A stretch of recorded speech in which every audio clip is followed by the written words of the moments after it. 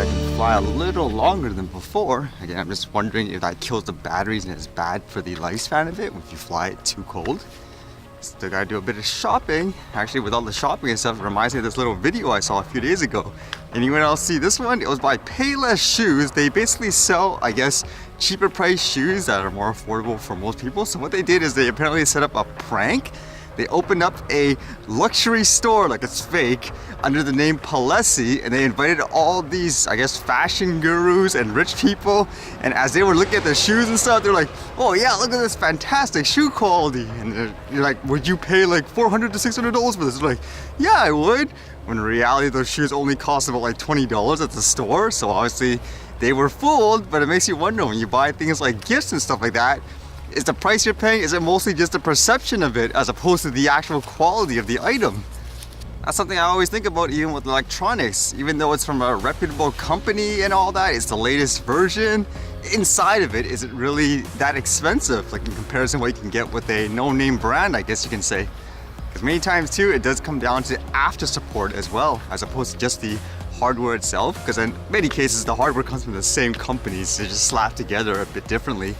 And I saw this one interesting drone product today. It looked like it was by DJI and it's for agriculture purposes. And holy, this thing is huge. Something called the T16. You can even see from these sites, it says the sales director for DJI's agriculture department introducing the new type of drone for agriculture care, T16, during a news conference.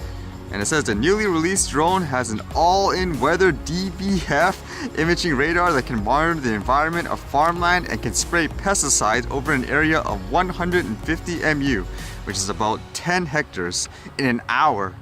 It's kind of weird because the official site had pictures and stuff of that there at first, like in a page, but then they took it down. I was like, I wonder why. Was it supposed to be kept in secrecy? Kind of makes me curious, as a recreational flyer, if I was to fly something like this one day, how much different would it be? Like the controls, for the most part, they seem kind of the same thing. So it's more about just the size of the drone. Is that just all in your mind, I guess, when you're flying a drone this much larger? It's probably not the exact same thing, but it's like I fly the Mavic most of the time, like just for the personal footages and stuff. That's the one I own. And when I see things like the Inspire, it seems almost the same thing in terms of the flying and stuff like that. It's more about the modes you're in. So again, I wonder if this is just more in your head. If you're like, oh my god, that thing's so big, where in reality it's kind of the same thing in terms of flight skill.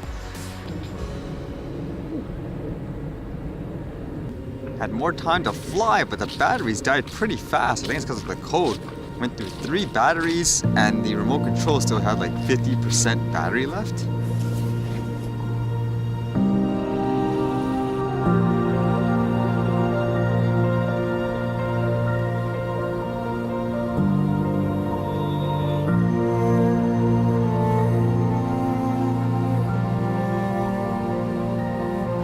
Also playing around with the gimbal again, and I got it to work briefly. I think one of the problems with that thing when I'm testing it so far is you're supposed to turn it to unlock it, and then sometimes when it calibrates itself, it turns it back into its locked position. So yeah, I'm just trying to figure out how to make it work again.